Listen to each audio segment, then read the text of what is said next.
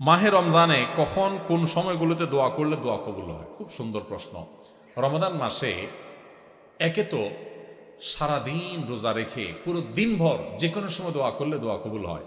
হাদিসে নবী সাল্লাল্লাহু আলাইহি সাল্লাম বলেছেন যে দুই ব্যক্তির দোয়া আল্লাহ তাআলা ফিরিয়ে দেন না। এর ভিতরে একজন হলো আস-সাইম হাত্তা ইফতির, রোজাদার ব্যক্তি ইফতারের আগ পর্যন্ত তার দোয়া কবুল হতে থাকে।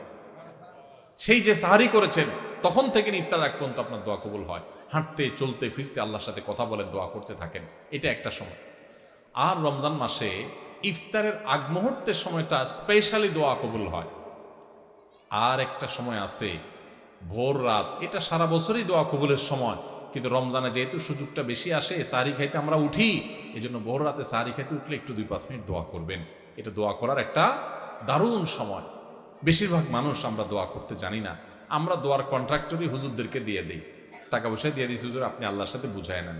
আপনাকে যদি আমি সুযোগ দেই যে আপনি মাননীয় প্রধানমন্ত্রীর সাথে, প্রেসিডেন্টের সাথে সাক্ষাতের সুযোগ পাইলেন, আপনাকে ব্যবস্থা করে দেওয়া হলো, কেউ একজন সুযোগ করে দিছে আপনাকে যে হ্যাঁ আপনি ওনার সাথে সাক্ষাতের সুযোগ পাইছেন, আপনি চাইলে যাইতে পারেন, 10 মিনিট টাইম পাবেন, আপনার যা চাওয়ার চাইতে পারেন।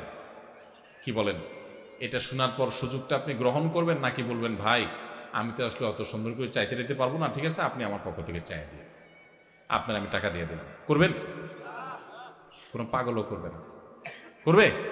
আর এই চান্স মানুষ হারায় নাকি? যা বলবো প্রধানমন্ত্রী আমার বাড়ি দরকার, গাড়ি দরকার, অমুক আমার দিকে চাইছে, চোখগুলো তুলে ফেলান, হান করেন, তান করেন, যত ধান্দা আছে সব নিয়ে আমরা 15 মিনিটে হাজির করতাম, ঠিক না? ঠিক। এই যদি হয় দুনিয়ার আল্লাহর একজন বান্দা, তার ব্যাপারে আপনার ধারণা, তো আল্লাহ রাব্বুল আলামিনের কাছে দোয়া করার সুযোগ আপনি পাইছেন। আপনি রমজানের রোজা অবস্থা দোয়া কবুল হয়, সাহরিতে দোয়া কবুল হয়, দোয়া কবুলের সময়গুলো পাইছেন। কত বড় কপাল পড়া হলে আপনি হুজুরের টাকা দেবেন, হুজুর 200 টাকা দিয়েছে আপনি দোয়া করে দেন। বুঝেন না আমার কথা? আল্লাহ আমাদেরকে দোয়ার গুরুত্ব বোঝার তৌফিক দান করেন। আমরা অনেকে দোয়া করি না কেন? আমরা মনে করি দোয়া করতে অনেক মায়ের পেজ দিয়া বলা লাগে বোধহয়, হুজুররা কি কি কয়, উর্দুতে, ফার্সিতে, আরবিতে কি কি গায়, এগুলা গায়া টাইয়া সুট টুট দিয়া দোয়া টোয়া করা লাগে আল্লাহর কাছে, নাহলে তো আল্লাহ শুনে না। আমি তো এগুলো পারি না, এই জন্য টাকা দিয়ে দিচ্ছি, হুজুর আপনি করে দেন। আসলে কি তাই? আল্লাহ কি এই সমস্ত মায়ের পেজ দেখে? আরে ভাই, যার মুখের ভাষা পর্যন্ত নাই, যে লোকটা বোবা, কিচ্ছু বলতে পারে না, ফেল ফেল করে শুধু চায়া থাকে, আল্লাহ তাআলা আলিমুম বিযাতি সুদূর, আল্লাহ অন্তরের ভাষা পর্যন্ত বুঝেন। কোনো মায়ের পেজ দরকার নাই, শুধু চোখের পানি ফেলে মনে মনে আল্লাহকে আপনার কথা বলেন, আল্লাহ সেটাই কবুল করবেন ইনশাআল্লাহ। দোয়া করবেন না ইনশাআল্লাহ? কোনো কার্পণ্য করবেন না। হুজুরদের কাছে দোয়া চান, হুজুরদেরকে দোয়া করায় টাকা দিতে হবে কেন? ছোট লোকই কেন? হুজুর মানুষ এমনি কিছু হাদিয়া দেন না, আবার দোয়ার কন্ট্রাক্টরে দিয়ে কেন দোয়া করাইতে হবে? আর নিজের দোয়া বেশিরভাগ ক্ষেত্রে নিজেই করার চেষ্টা করব, ঠিক আছে না ইনশাআল্লাহ? স্ত্রী স্বর্ণের জাকাত কে দিবে? যদি স্ত্রী মালিক হয় কিন্তু স্ত্রীর ইনকাম না থাকে তাহলে কি হবে? স্বর্ণ বিয়েতে কিংবা বিভিন্ন উপহারের মাধ্যমে পেয়েছে, স্ত্রীর স্বর্ণ গহনার মালিক কে? আগে সেটার উত্তর দেন। বইয়ের স্বর্ণের মালিক কে? কে বলতেছে? স্বামী? চাচা আপনি? আপনি চাচির সারা জীবন স্বর্ণ দিয়ে কাম করছেন? লা হাওলা ওয়ালা কুওয়াতা ইল্লা বিল্লাহ। এটা একটা কাজ করলেন চাচা? চাচির সব স্বর্ণ দিয়ে বলছেন মালিক আমি, মানে আপনি মালিক? চাচি যদি এটা শুনে, ভাত তো আর জুটবে না কপালে বাবা। আচ্ছা আপনারা বলেন, বউয়ের স্বর্ণের মালিক কে? বউ নিজে? বুঝে উত্তর দিছেন? যারা বিয়ে করছেন, যাদের বউ আছে, এবার একটু মিলান, দাবির সাথে বাস্তবতায় মিলান। আপনারাই দাবি করছেন যে বউর স্বর্ণের মালিক সে, ঠিক আছে। এবার আমার উত্তর দেন, বউ যদি কালকে স্বর্ণ দোকানে যায়া তার স্বর্ণগুলা বিক্রি করে বলে আমি কটকটি খাবো, আপনি কিছু বলবেন না বলবেন না? বাস্তবতা বলেন, আমাদের সমাজের বাস্তবতা। স্বামী যদি, বউ যদি যায় তার সব স্বর্ণ বিক্রি করে টাকা পয়সা আয় না, কিছু তার বাপেরে, কিছু তার মায়েরে, মানুষকে দিয়ে দিল, তার মনে হচ্ছে একটু চাইনিজ কিনে এনে খাইলো, একটু শাড়ি চুড়ি কিনলো, টাকা উড়াইলো, আপনি কি কিছু বলবেন নাকি বলবেন না? শুধু বলবেন না আরো কিছু? সব ফেরেশতা নাকি এলাকার মানুষ? শুধু বলবেন না আরো কিছু? বলবেন যে তোমার সাহস কত বড়, কলিজা কত বড় তোমার, এত কষ্ট করে আমার রতের কামাই করা স্বর্ণের টাকা বিদেশ থেকে আনছি, এটা কষ্ট করে জমাইছি, কিনছি, আর তুমি যা বেঁচে আসলে একটাবার জিজ্ঞাসা করলা না তোমার কত বড় কলিজা? সেদিন এসপার ওসপার কিছু একটা হবে কি হবে না? তাহলে একটু আগে বললেন বউয়ের স্বর্ণের মালিক বউ, এখন আবার যে মালিক তার জিনিস সে বিক্রি করলে আপনি বলার কে? কথা কি বুঝছেন না বুঝেন নাই? আমাদের দেশে স্বামী স্ত্রীর পারস্পরিক টাকা পয়সা স্বর্ণ গয়না এগুলোর ক্ষেত্রে বড় ধরনের একটা ঘাপলা আছে। ঘাপলা ঘাপলা ঘাপলা বুঝেন? একটা গোজামিল আছে, গোজামিল। এই যে জাকাতের প্রশ্ন আসছে, আমি জানি গোজামিলটা কেন আছে। বইয়ের স্বর্ণ এটার মালিক কে জিজ্ঞেস করলে আপনারা নারায় তাকবীর বলেন যে হ্যাঁ বউ মালিক, আবার বেচতে গেলে আপনি বাধা দেন। আবার বিদেশ যাওয়ার সময় বলেন যে স্বর্ণগুলো দাও বেচে দিই, কত স্বর্ণ হয়ে যাবে। তো সে মালিক হলে আপনি নেওয়ার কে? আপনি তো তার কাছে দরখাস্ত লিখবেন, বরাবর ম্যানেজার অত্র বাসা, বিষয় ঋণ মঞ্জুরির আবেদন, জনাব যথাবিহিত সম্মান প্রদর্শনপূর্বক নিবেদন এই যে আমি অধম গরিবের ছেলে, বিদেশ যাওয়ার নিয়ত করিয়াছি, আমার ভিসা টিকিট ইত্যাদির টাকা ব্যবস্থা করার ক্ষমতা নাই। মহান আল্লাহ আপনাকে যে স্বর্ণ গহনার মালিক বানিয়েছেন, অনুগ্রহ করে সেখান থেকে কিছু স্বর্ণ বিক্রি করে আমাকে ধার দেওয়ার বিনীত অনুরোধ জানাচ্ছি। আমি যথাসময়ে আপনার ঋণ পরিশোধ করিব। আমার ঋণ সুদমুক্ত ঋণ মঞ্জুর করিয়া আপনি বাধিত করবেন, বিনীত আপনার অধম স্বামী। আপনি তো এরকম দরখাস্ত লিখবেন, না লিখা তার স্বর্ণ নিয়ে বেঁচে চলে আসতেছেন। তাহলে বোঝা গেল মুখে বলতেছেন সে মালিক, বাস্তবে কিন্তু আপনার আচরণ দ্বারা প্রমাণ করতেছেন সে মালিক না, তাকে আপনি জাস্ট দিছেন, মনে চালে নিয়ে যাচ্ছেন। স্বামী স্ত্রীর অ্যাকাউন্ট একেবারে পরিষ্কার হতে হবে। অনেক মহিলা আছে ওই স্বামীর পকেটের টাকার ক্ষেত্রে একই কাম করে, মনে করে আরে আমরাই তো। এত সোজা না।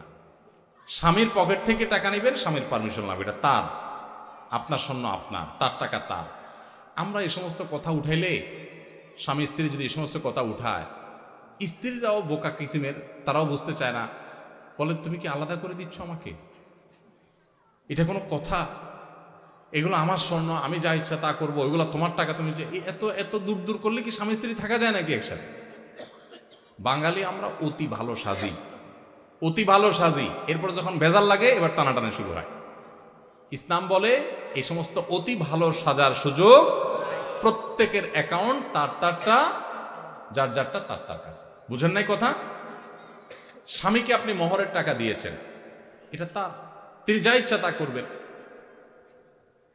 আপনাকেও চাইলে কিছু দিতে পারেন, ঠিক আছে মোহরের টাকা পাইছি, আমি বড়লোক হয়ে গেছি, তুমি গরিব মানুষ নাও, তোমারটা দিলাম, আল্লাহ দিতে পারে। তো স্ত্রীদের স্বর্ণের জাকাত তারা দিবে যদি তারা মালিক হয়, আর যদি আপনি তারা ব্যবহার করতে দেন। অনেক বিদেশি প্রবাসী লোক আছে, বিদেশ থেকে স্বর্ণ পাঠায়, বউরে দেয়। আসলে বউরে দেয় হলো ব্যবহার করার জন্য। বউরে কি দেয়?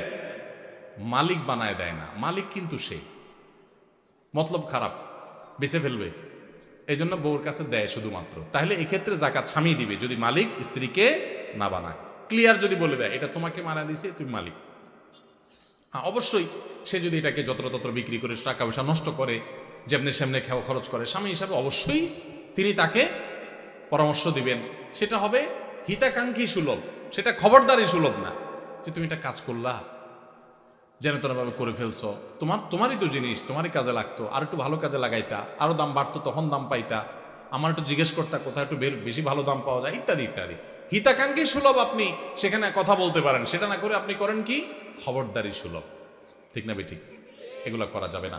তাহলে স্ত্রীর গহনা জাকাত স্ত্রী দিবে। এখন প্রশ্ন হলো স্ত্রীর গহনা জাকাত যে দিবে, বেচারি টাকা পাবে কই? উত্তর হলো মোহর দেন নাই নিশ্চয়ই।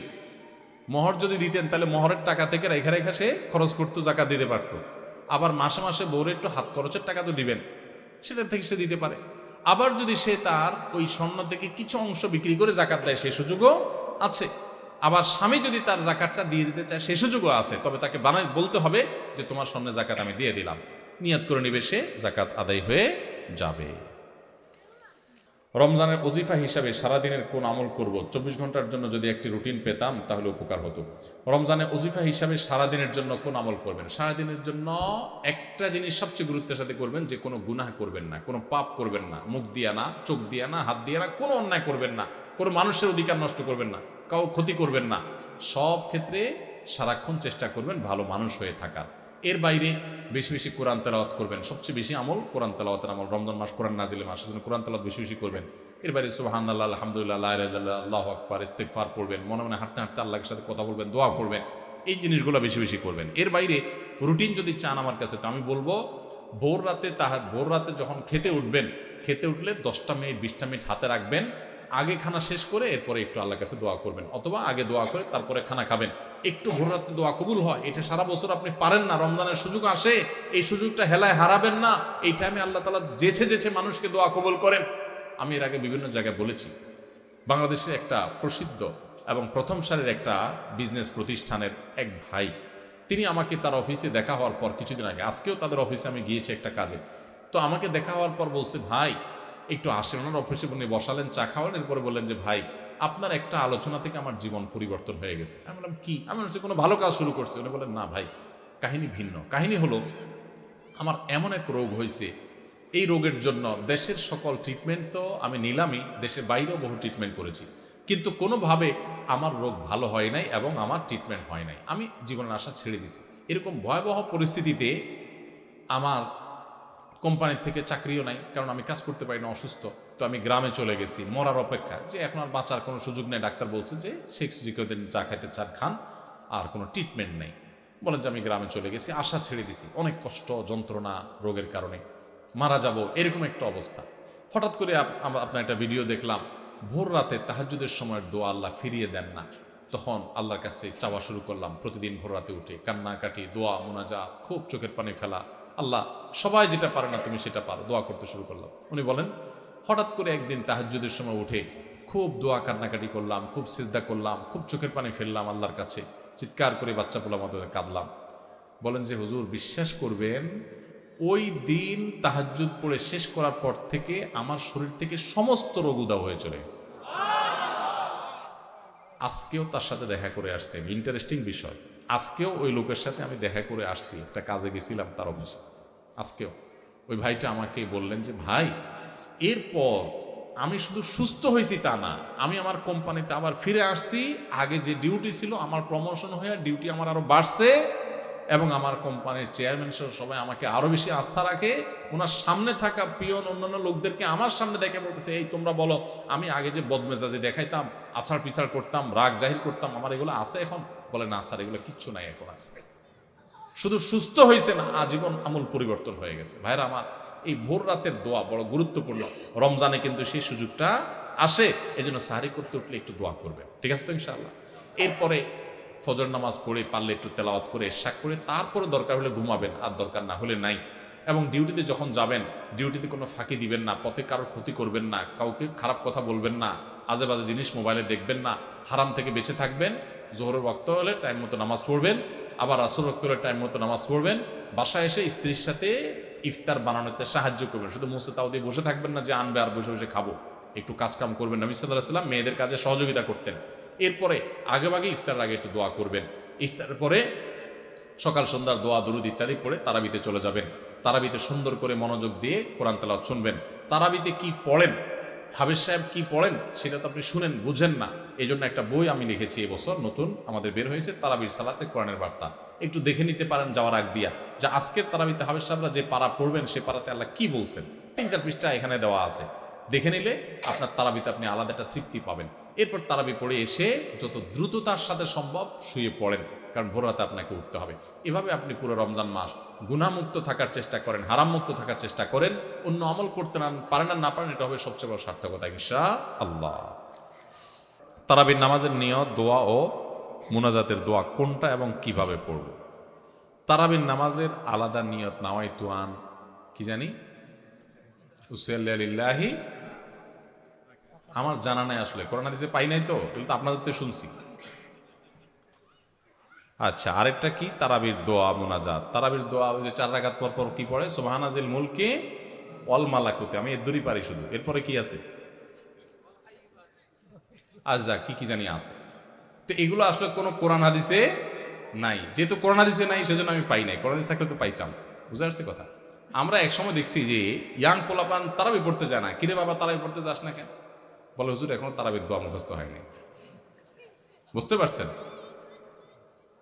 তো তারাবির নামাজের জন্য 4 রাকাত পর পর দোয়া পড়া, এটা তারাবির সাথে এর কোনো সম্পর্ক নাই, দোয়া পড়ার কোনো প্রয়োজন নাই। 4 রাকাত পর একটু অবসর দেয় ইমাম সাহেব, এটা রেস্ট।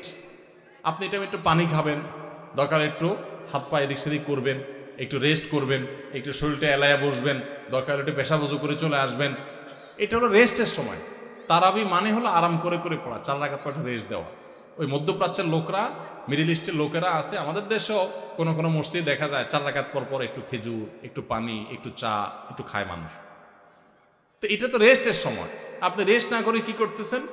ইমাম সাহেব এতক্ষণ পড়ছে, হাবের সাহেব দুমায়া টানছে, আপনি তো এতক্ষণ শুনছেন বসে, কোনো ডিউটি ছিল না। এখন 4 রাকাত পর বরং আপনি আরো ডিউটি শুরু করে দিচ্ছেন, সুবহানাল মুলকি ওয়াল মালাকুত। তাহলে রেস্ট হলো না রেস্টে উল্টাটা হইলো? এগুলার কোনো প্রয়োজন নাই, এগুলো কোরআন হাদিসে নাই। কোরআন হাদিসে যেটুকু আছে সেটুকু আপনি তারাবির নামাজে তেলাওয়াত সুন্দর করে মনোযোগ দিয়ে শুনবেন, নামাজ সুন্দর করে পড়বেন, বাস শেষ। এর বাইরে আলাদা কোনো নিয়ত বা দোয়ার প্রয়োজন নাই। রমজানে এতেকাফের ফজিলত কি? এতেকাফের সঠিক নিয়ম কি? এতেকাফ থাকা অবস্থায় কি করা যাবে আর কি করা যাবে না একটু বিস্তারিত জানাবেন। কারণ আমাদের দেশে এতেকাফ এমন কঠোর করা হয়, ভয়ে কেউ এতেকাফে বসে না। ঠিক বলছেন, প্রশ্নকর্তার সাথে আমি একমত। অনেকে মনে করে এতেকাফে বসলে আর কোনো কথা বলতে পারে না, 10 দিনের জন্য মুখে তালা দিয়ে দিতে হয়। একটা বোগাস কথা, ফালতু মাসালা। কে বলছে আপনাকে এতেকাফে বসলে কথা বলা যাবে না? আপনি বাইরে থাকতে যেরকম কথা বলতেছেন, এতেকাফে বসলেও কথাগুলো বলা যাবে। অনেকে মনে করে এতেকাফে গেলে বোধহয় পাথরের মতো থাকতে হয়। না, আপনি বাসায় যেভাবে থাকতেন মসজিদেও ওইভাবেই থাকবে। শুধুমাত্র মসজিদের আদব লেহাজ যেগুলো, সেগুলো বিশেষভাবে একটু খেয়াল করবেন, ব্যাস এবাদবন্দি করবেন। এতেকাফ এমন একটা আমল ভাই, আমি এখানে যত মানুষ আছেন যদি জিজ্ঞাসা করি আপনাদের জীবনে কার কার রমজানের শেষ 10 দিন মসজিদে এতেকাফ করার সুযোগ হয়েছে, আমার তো মনে হয় না যে 20টা হাতে উঠবে। অথচ ভাইরা, রমজানের সবচেয়ে গুরুত্বপূর্ণ আমলগুলোর একটা হলো রমজানের শেষ 10 দিন এতেকাফ করা। আমাদের প্রিয় নবী সাল্লাল্লাহু আলাইহি সাল্লাম, আপনারা অবাক হবেন জানলে, উনি রমজানের রোজা ফরজ হয়েছে যখন 2 বা 3 হিজরিতে, তখন থেকে নিয়ে ওনার মৃত্যু পর্যন্ত, ওয়াফাত পর্যন্ত 1 বছরও রমজানে এতেকাফ ছাড়েন নাই। যে আমলটা আপনার নবী কোনো বছর রমজানে ছাড়তেন না, সেটা আপনি সারা জীবনে একবারও করেন নাই। চরম শত্রুর সাথেও তো মানুষের এরকম বৈপরীত্য হয় না। সেখানে নবীর উম্মত হয়ে যে আমল আপনার নবী জীবনে কোনোদিন ছাড়েন নাই, সেটা আপনি জীবনে কোনোদিন করেন নাই। কত বড় কপাল পড়া ভাইরা আমার। এতেকাফটা কি জানেন? কারোর বাড়িতে কারোর পায়ে জড়ায় ধরে আমরা পড়ে থাকি না? অনেক সময় দেখা যায় না, কিছু গরিব মানুষ, কিছু ফকির ভিক্ষুক দেখা যায় পাও জড়ায় ধরে সাহায্য দিয়ে যান, তখন না দিয়ে পারে মানুষ। কারোর দরজার সামনে যায় বসে গেলেন, ভাই যেভাবে হোক দেন। এতেকাফটা হলো অনেকটা এরকম, আপনি কাপড় গাট্টি বোসকা নিয়ে, কাপড় চোপড় নিয়ে, কাঁথা বালিশ নিয়ে আপনি আল্লাহর ঘরে যেয়ে চলে গেলেন, আল্লাহ মাফ করা ছাড়া আমি আসবো না। এতেকাফে যদি কেউ থাকে শেষ 10 দিন, এতেকাফকারী ব্যক্তি মসজিদে যদি শুয়েও থাকে, সে লাইলাতুল কদর পায়। কারণ এতেকাফ করাটাই একটা ইবাদত। সে মসজিদে এতেকাফে আছে মানে হলো সে ইবাদতেই আছে। বুঝেন নাই কথা ভাইরা আমার? এই জন্য রমজানের শেষ 10 দিন এতেকাফের নিয়ত করেন। যুবকরা আরো বেশি নিয়ত করেন।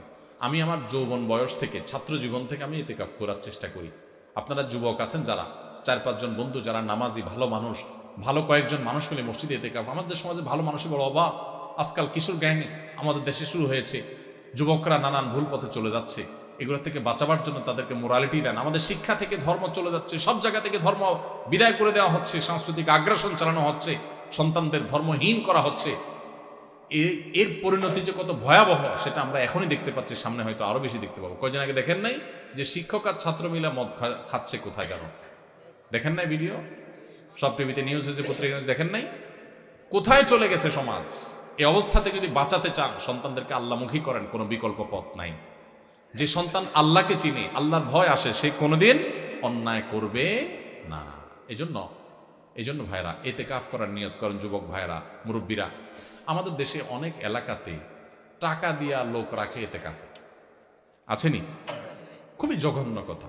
এটা টাকা দিয়ে রাখার জিনিস না। কত বড় জঘন্য যে আমরা এতেকাফ করার লোক খুঁজে পাই না, সেজন্য টাকা দিয়ে লোক রাখতে হয়। কেন রে ভাই? এলাকার সব মানুষ কোথায় চলে গেছে? খুবই নিকৃষ্ট সে এলাকা যে এলাকার মসজিদে একটা লোক এতেকাফ করতে বসে না। এই জন্য আপনারা এতেকাফের নিয়ত করবেন তো ইনশাআল্লাহ। এতেকাফ খুব প্রেমময় একটা ইবাদত, তৃপ্তিদায়ক একটা ইবাদত, একটু করে দেখবেন।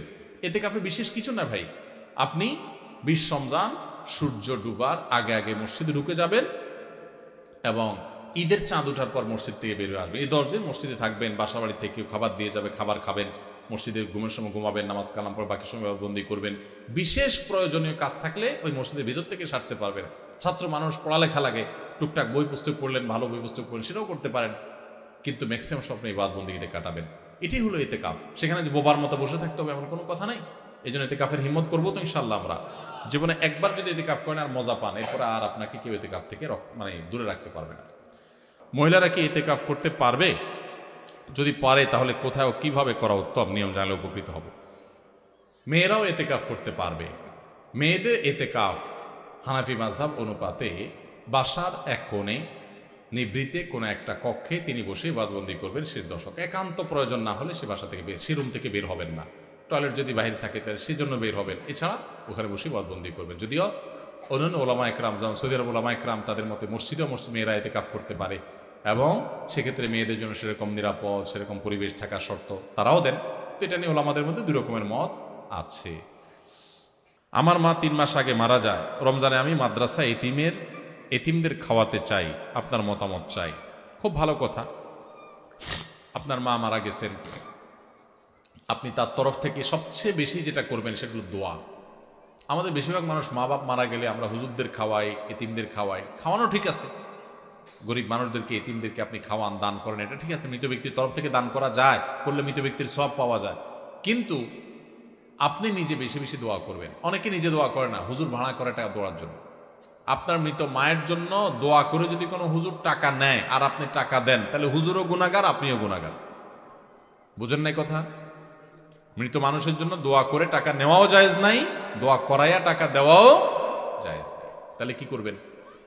তাহলে নিজের মায়ের জন্য নিজে একটু আল্লাহর কাছে দোয়া করবেন। আমরা বলি, আমরা কি দোয়া করতে জানবো? কেন জানবেন না? কেন জানবেন না? দোয়া করতে না জানার তো কারণ নাই। অতএব দোয়া করবো তো ইনশাল্লাহ আমরা। আল্লাহ আমাদেরকে তৌফিক দান করবে। রমজানে খাদ্যদ্রব্যের মূল্যের ঊর্ধ্বগতি রোধে একটা পরামর্শ দিতে চাই। লিখলে বড় হবে, তাই সাক্ষাতে 5 মিনিট কথা বলতে চাই, যে কোনো জায়গায় আপনার সুবিধা মতো।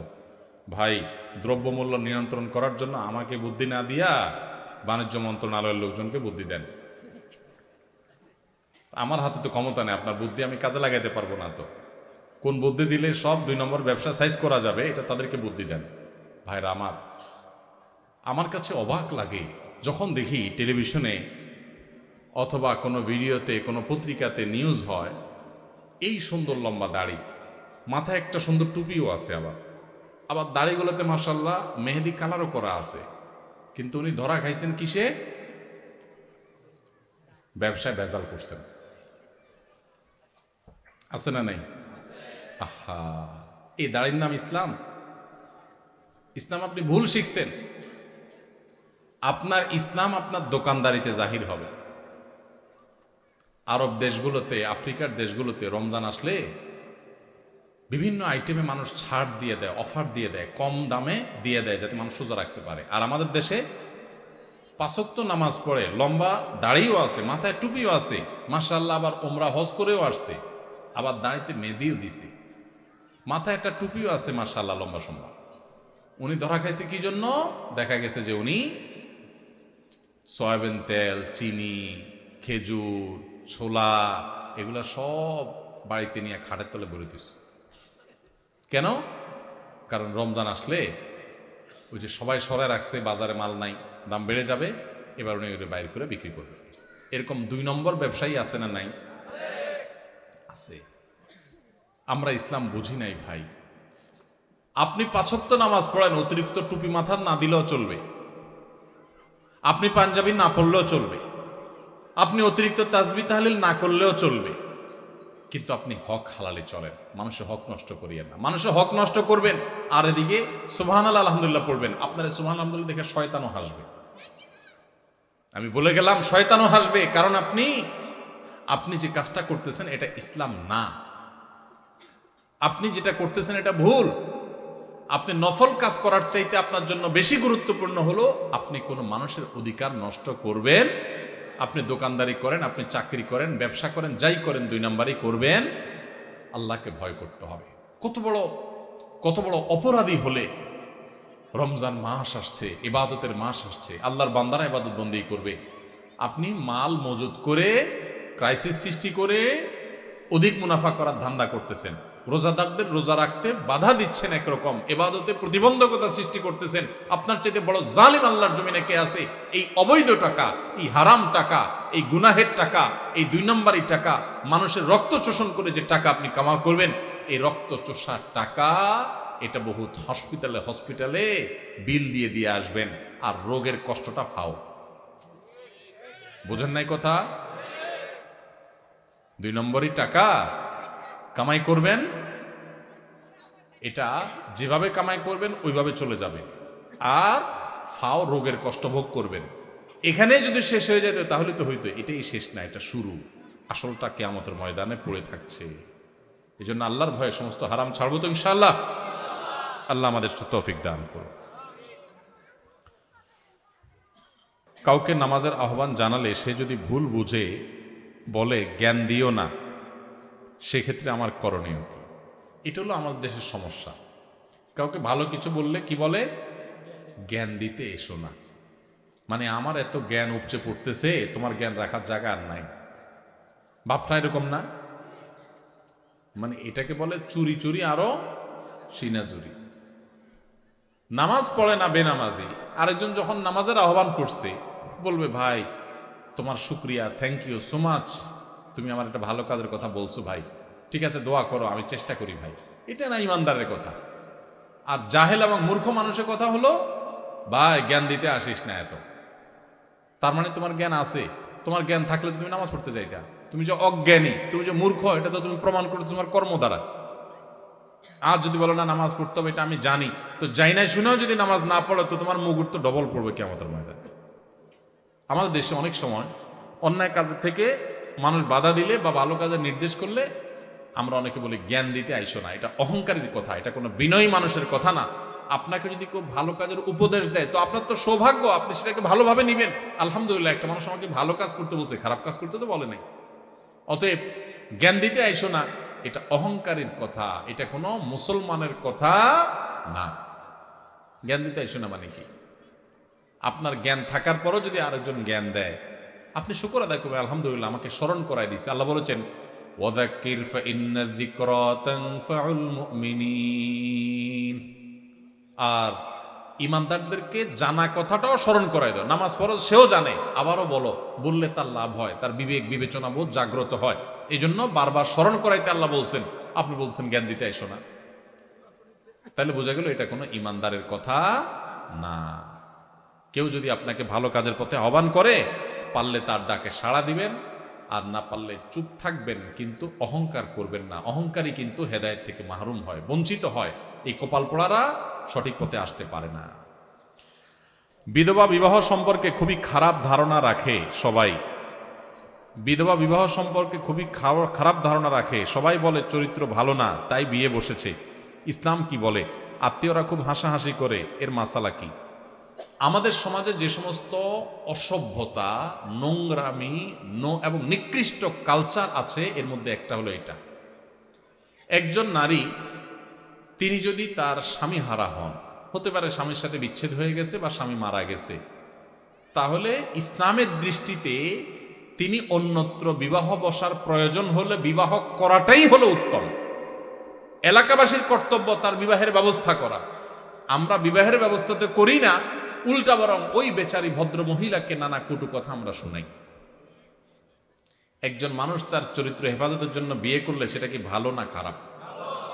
তো ভালো কাজ করার পর যদি আপনি একটা মন্দ কথা বলেন, তো মনে রাখবেন আল্লাহ সুবহানাহু ওয়া তাআলা কোরআনে বলেছেন তাহসাবুনাহু হাইয়িনা ওয়া হুয়া ইনদাল্লাহি আযীম।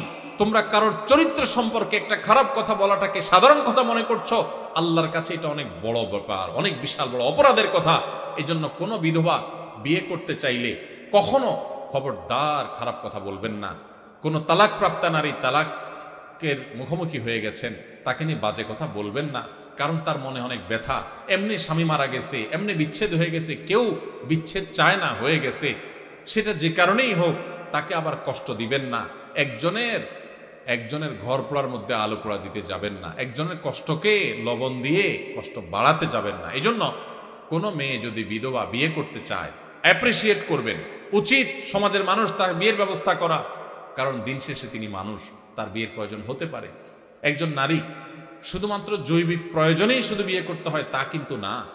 ভাইরা আমার, আমাদের এই সমাজ এত ভয়াবহ একটা অবস্থায় সমাজে বিরাজ করছে যে একজন বিধবা একা একা সমাজের চলা তার জন্য কঠিন হয়, তার একজন পুরুষ গার্ডিয়ানের দরকার হয়, চলাফেরা করতে অসুবিধা হয়, নানান লোকের কুদৃষ্টি পড়ে, তার জীবনযাত্রাটা কঠিন হয়। এই ভদ্র মহিলার বিয়ে করাটাই বরং উচিত। অতএব কোনো বিধবা মহিলা বিয়ে করলে যদি কেউ কটু কথা বলে, সে আল্লাহর জমিনের সবচেয়ে বড় পাপিষ্ট, সবচেয়ে বড় খারাপ মানুষগুলোর একটা। হোক তার মুখে মুখ ভর্তি দাড়ি, হোক সে অনেক বড় হাজী সাহেব, হোক সে অনেক বড় হুজুর, কিন্তু সে আল্লাহর খাতায় অনেক বড় ফাসেক, আল্লাহর কথায় সে একজন জালেম, আল্লাহর খাতায় সে একজন খারাপ মানুষ, নিকৃষ্ট মানুষ, কারণ একজন বিধবার অধিকার সে বঞ্চিত করছে। আমার দেশে মহিলারা স্বামী মারা গেলে একটা দুটা বাচ্চা হয়তো আছে বা বয়স অনেক কম, আরে যা বিয়ে চাইলেও করতে পারে না। কত খারাপ বানিয়ে ফেলেছি আমরা সমাজটাকে। এই জন্য দৃষ্টিভঙ্গি বদলান। যে সমস্ত মেয়েরা বিধবা হয়েছে তাদের বিয়ে দিতে বরং সাহায্য করবেন, উৎসাহিত করবেন, তাদেরকে সাইদা বলবেন যে কোনো লজ্জার ব্যাপার নাই, আমরা তোমার নেতৃত্বে তোমার বিয়ের ব্যবস্থা করব, আমরা সবাই সহযোগিতা করব। তার বিয়ের জন্য উদ্যোগ নেবেন, চেষ্টা করবেন না ইনশাআল্লাহ। আমাদের এই সমাজের সমস্ত খারাপ বদ অভ্যাস, খারাপ স্বভাব, খারাপ কালচার, অপসংস্কৃতি, এগুলোকে মাটির নিচে দাপন করে সমাজটাকে সুন্দর করতে হবে আমাদের, ঠিক আছে না ইনশাআল্লাহ? আল্লাহ আমাদের তৌফিক দান করুন। বাবার সম্পত্তিতে মেয়েদের হক সম্পর্কে বলবেন, এ বিষয়ে আমি বিভিন্ন জায়গায় বলি, প্রায় বলার চেষ্টা করি। দেখুন, বাবার সম্পদে, মায়ের সম্পদে ছেলেদের যেরকম হক আছে, মেয়েদেরও কি আছে? হক আছে। কয়জন মানুষ বাবার সম্পদে বোনের হক দিয়ে দিছেন? বুকে হাত রেখে দাঁড়ায় বলতে পারবেন এরকম মায়ের পুত কয়জন আছে? খুব কম। মেয়েদের ঠকানোর জন্য আমরা সবাই সংকল্প করে ফেলছি। অনেক বড় বড় হাজী সাহেব, গাজী সাহেব, আলেম সাহেব, সভাপতি সাহেব, সেক্রেটারি সাহেব, অনেক সাহেব আছে দেখবেন, দাড়িওয়ালা সাহেব, টুপিওয়ালা সাহেব, জুব্বাওয়ালা সাহেব, লম্বা জুব্বাওয়ালা সাহেব, অনেক সাহেব আছে দেখবেন। এই জায়গায় দেখবেন কবি নীরব, বোনের হক দেয় নাই। আমি বিভিন্ন জায়গায় জিজ্ঞাসা করি, আপনাদের এখানে আছেন কেউ? বেশিরভাগ ইয়াং যুবক, এখনো বাবা মা বেঁচে আছেন আলহামদুলিল্লাহ। তো যুবকদেরকে আমি বলতে চাই, আপনার বাবা মা যেদিন চোখ বন্ধ করে ফেলবেন, মারা যাবেন, বাবা মার সম্পদে পাই পাই করে হিসেব করে বোনদের হক বুঝাই দিবেন। বোনদের হক দেওয়ার মানে এই না যে তাদের সাথে সম্পর্ক শেষ হয়ে গেছে। ভাই বোনের সম্পর্ক আজীবন থাকবে, আপনিও যাবেন, সেও আসবে, কিন্তু বাপের সম্পদে তার হক, সন্তান হিসাবে, ছেলে হিসাবে আপনার যেরকম পাওনা আছে তারও কি আছে? পাওনা আছে। হক দিবেন তো ইনশাআল্লাহ?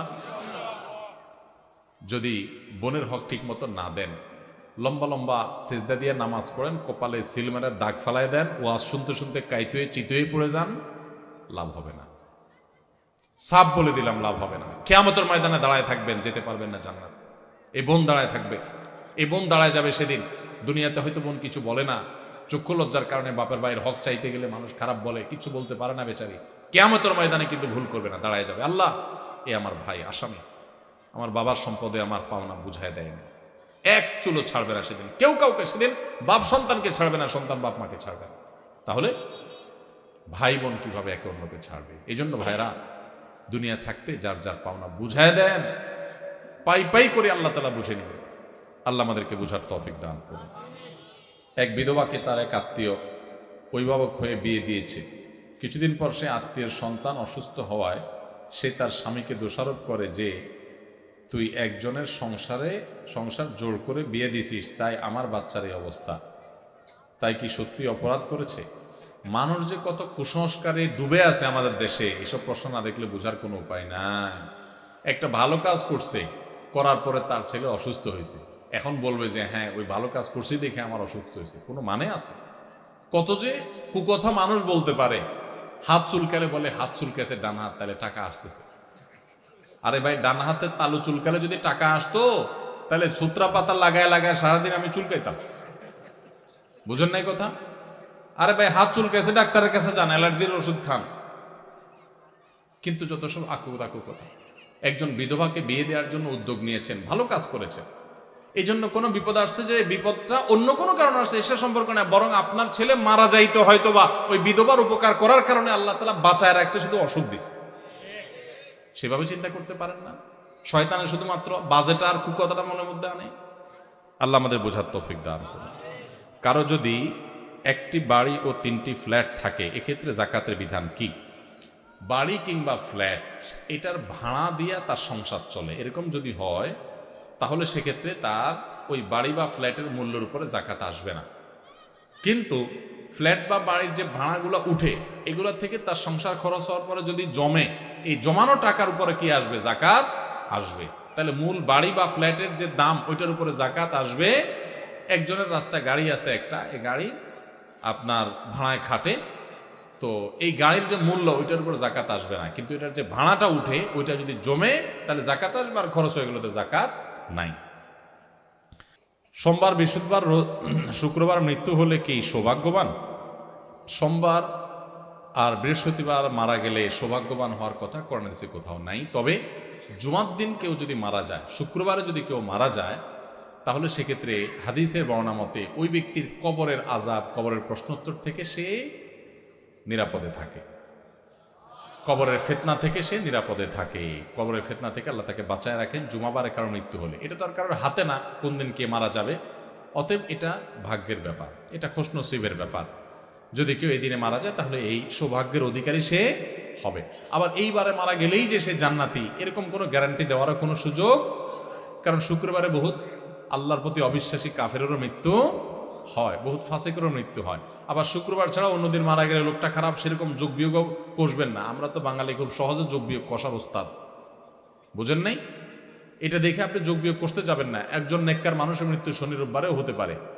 আমাদের প্রিয় নবী সাল্লাল্লাহু আলাইহি সাল্লামের মৃত্যু কিন্তু শুক্রবারে হয় নাই। অতএব কেউ শুক্রবারে মরণে দেখে আরে এই লোকটা খারাপ, আর শুক্রবার মরছে দেখে একেবারে জান্নাতের সার্টিফিকেট দিয়ে দিবেন, এই গ্যারান্টি নাই। তবে হ্যাঁ, এটা ঠিক যে হাদিসের আলোকে শুক্রবারে মৃত্যুবরণ হলে তার কবরের ফিতনা থেকে মুক্ত থাকার কথা আছে।